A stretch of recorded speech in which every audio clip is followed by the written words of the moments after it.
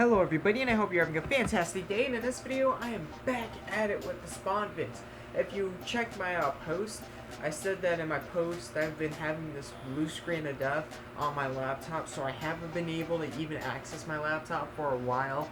And then when I started accessing my laptop, right, I just needed to make sure everything was good before I possibly even made another blue screen of death again, and it would take even longer of a process because what I did to fix it, I'm pretty sure probably would only work once. I'm not sure if it'd work again. There's a chance, but there's also a chance that it may not work again. I might have to do something completely different or just have to discard it and just honestly not even be able to make YouTube videos anymore.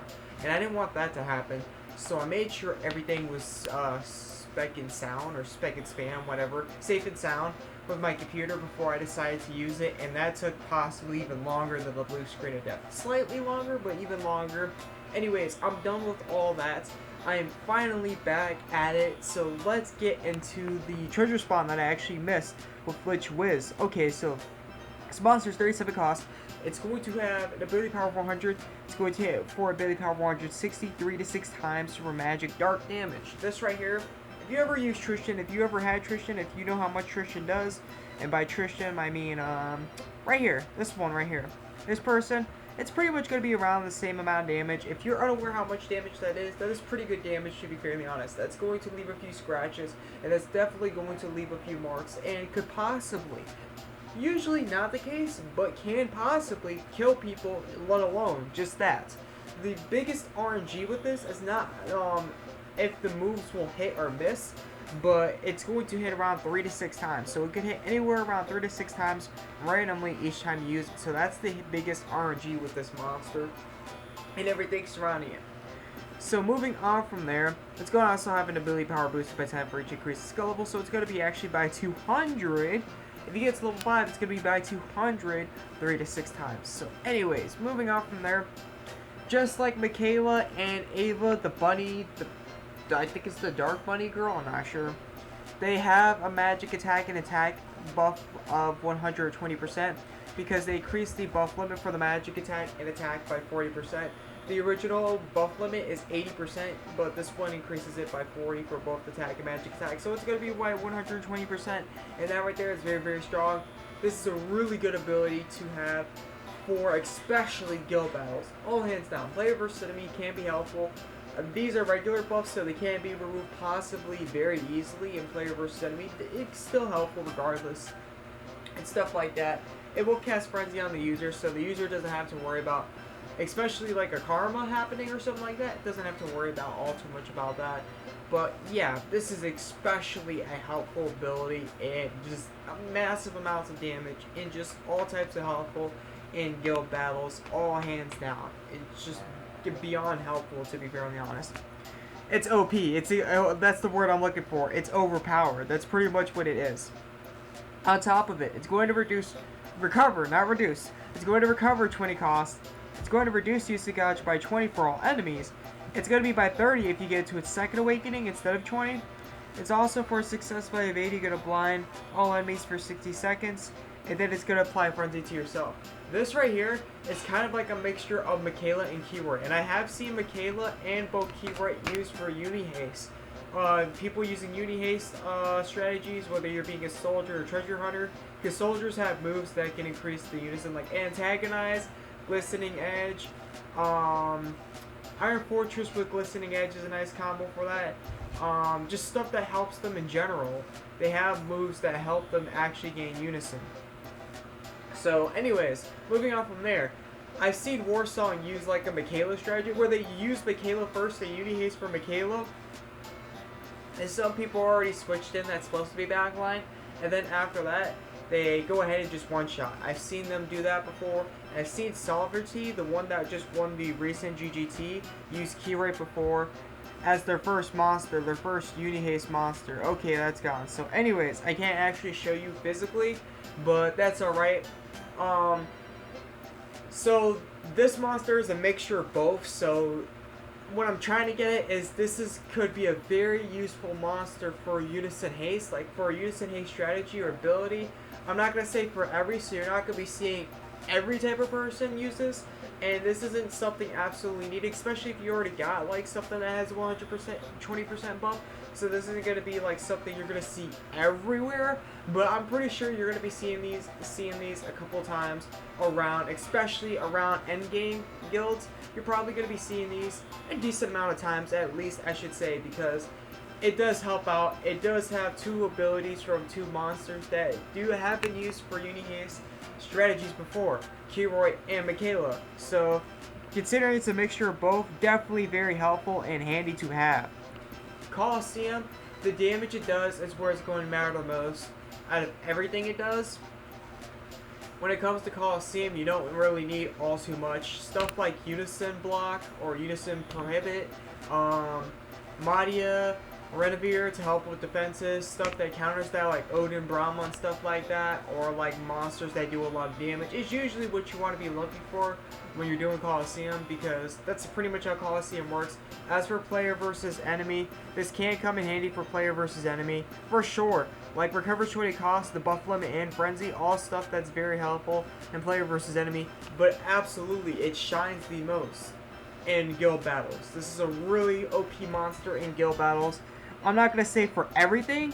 For most strategies it is. Some strategies it's not quite useful whatsoever, to be fairly honest. So you might want to be careful on that. You might want to, if you are very cautious, you might want to see if this is going to correlate or work with your guild battle strategy. If you're thinking about whaling for it. If so, definitely would grab it. It's definitely useful for in general strategies. All hands down. Like I said, this is useful for most strategies. I'd say about 90-80% of strategies out there, there's monsters all hands down useful for. But yeah, that's pretty much what I gotta say about the monster and everything surrounding it. Let's actually get to the treasure spawn, and let's see what they got to offer. Okay, so first time half off, 15 gems. After that, it's gonna be 30 gems. They got a spawn 10, but they don't have any rates on the new monster whatsoever, like they usually don't. There was a time, yes, they had actually rates up on the featured gear, including the monster, just from the spawn 10. But anyways, you're not going to be probably obtaining the monster in the spawn 10 whatsoever. I think the chance of it is lower than getting struck by lightning. Correct me if I'm wrong, but that's pretty much what I'm trying to get at, how low it is. It is extremely low. It's so low, it's not even worth thinking about the monster being even possible to obtain within the spawn 10. But you will be getting a chest. Double chance will be activating. Double chance activates after first time half off, and after each time you get a jackpot, and you will be getting 50 to 200 medals each time you spawn as well. So that's going to be very, very useful. So let's get to the chest and see what they have to offer. Because obtaining the monster is probably not going to happen in spawn 10, so either you obtain it through the jackpot, which also has got low rates, better rates than actually obtaining it through the spawn 10, but still extremely low rates. They usually want you to get a lot of medals before you obtain the monster via summoning scroll. Anyways, let's actually get to it. It's going to offer 900 to 1,300 in the jackpot. That's very, very good, because usually when they do these 900 to 1,300s, these jackpots generally have higher rates. So more than normal treasure spawns, they will have more higher rates towards the summoning scroll. Just because I say that though, doesn't mean you're going to guarantee or you're going to have higher rates than the medals. In fact, like usual, medals will absolutely have higher rates, and obtaining the summoning scroll isn't something you should even consider. I would consider, if you have expectations, the highest expectation I would put is 1,100 medals. Is usually what you probably get around. Average with these types of jackpots is 1,100 medals, so keep that in mind. Don't have expectations of getting the summoning scroll in the jackpot, because usually it's not going to happen. It will happen a tad bit more often than the normal treasure spawns, but that's a tad bit. That's the key word right there. So anyways, moving on from there, XP Quest Key or Super XP Quest Key. They got a featured gear being one of any of the collab weapons or armors that came out for the first half so far. That's very, very nice. They got a treasure medal 400. It's nice they offer some treasure medals within the side chest, because some spawns that do 900 to 1,300 don't offer any of the side chests, and it's so toxic to even try to obtain the monster or whatever you're trying to obtain through the medal exchange, because it just costs so much. It is a painful process, and everything surrounding it. And the jackpot, let alone, is extremely hard to get to as well. So it's a pain. And then the other two are darkness penalty keys. Now I wish what they did with this treasure spawn is instead of the Super XP Quest Key and the XP Quest Key, I wish they had drop of Ethereal Awakening Orbs. That for sure would come in more handy. But if you're not going for the monster, doing this treasure spawn is also going to be a huge, and when I say huge, I mean huge cheat sheet to getting a lot of prestige. Because you're getting featured gear constantly if you keep doing this, which will boost by, I think it's like by 30%, your prestige, and then you're getting a crap ton of darkness penalty gears. In fact, the person who's probably in first place, you can see the difference between score. This person probably is willing super hard on the treasure spawn to get the darkness penalty keys right away, get all the feature gear they can, max out all the slots they can to just get stupid amounts of prestige to actually be in first place in the first place.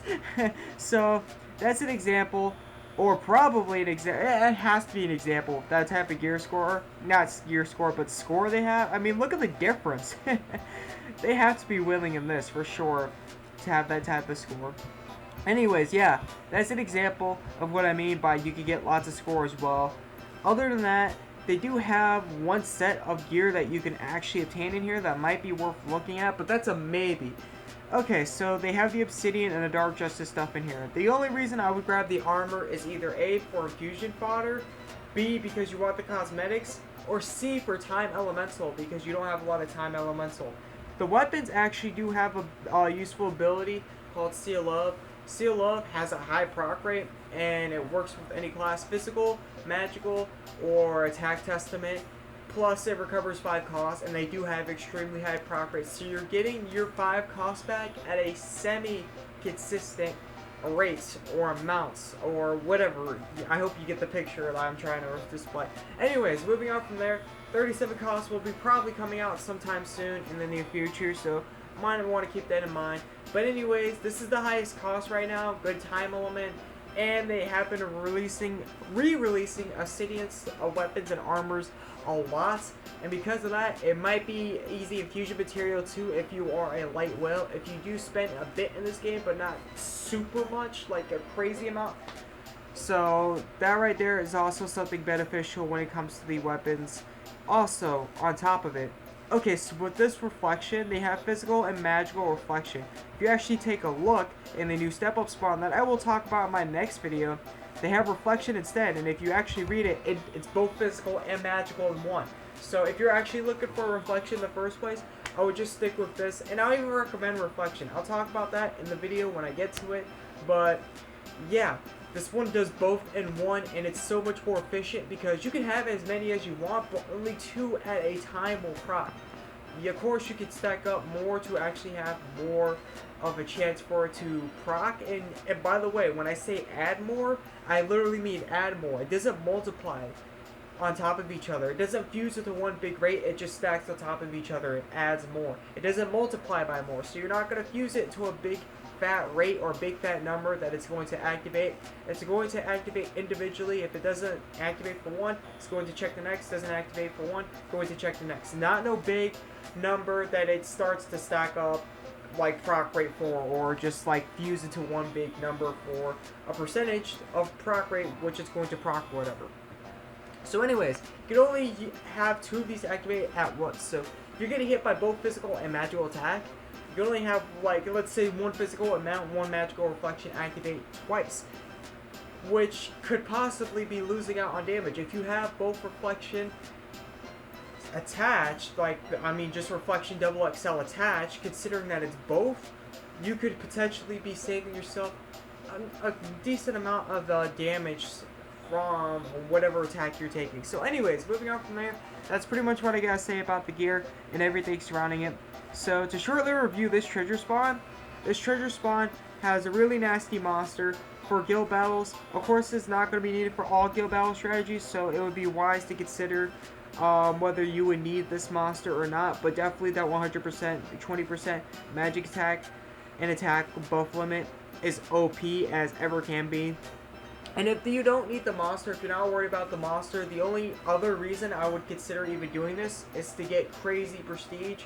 Other than that, the treasure spawn is quite useless. As for the class spawn, not really worth it whatsoever. I don't see the purpose and concept of them doing this. This is the first time they've ever done something like this. But they pretty much add the collab gear in the class spawn, and it doesn't really help whatsoever getting the collab gear. With the class spawn, the lower the cost, the higher the rates, for sure. So just adding extra 36 and 37 cost stuff is not going to help whatsoever, considering that it's going to have the lowest proc rate out of everything in the class spawn. And even with that being the case in scenario, if you actually look at 33 compared to 36 right here, 33 compared to 36, that is nearly a 20k difference if you actually add it. I think it's 22k if you're trying to be exact, or near 22k. So right there is a huge gear score difference. I consider the fact that you're probably going to get 33 cost out of the class spawn, because that's usually how class spawns work. Like I said, because the lower the cost, the higher the rates. And consider that 33 cost is the lowest. The 33 cost is usually going to be the one that pops out the most, sadly. It's a nice concept for fusions, and one like you are guaranteed at a certain cost. Very, very great. There was a time where this class spawn was OP, but that day and age has ended since they've added more cost than ever before, and they're going to keep continuing to add more cost. I even showed you right there how much of a difference 33 compared to 36 is. So it's a good concept, but they need to bump up the cost guaranteed that you're getting on the class spawn before it's even worth mentioning again. So that's pretty much it for this video. Thank you for tuning in, thank you for watching, and I hope this helped out. This is the AzureWrath, and I'll catch you in the next video. I'm out. Peace.